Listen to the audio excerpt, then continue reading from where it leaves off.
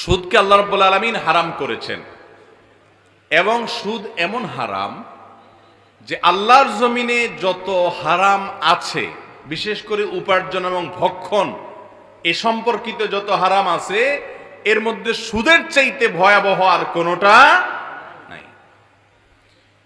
এত জঘন্য যে নিজের আপন মায়ের সঙ্গে জেনা করার চাইতে জঘন্য।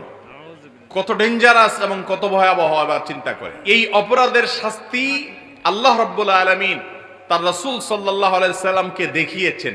একে শাস্তি দেয়া হবে, পাথর নিক্ষেপ করে রক্তের নদীতে হাবুডুবু খাবে, সে শাস্তি দেয়া হবে।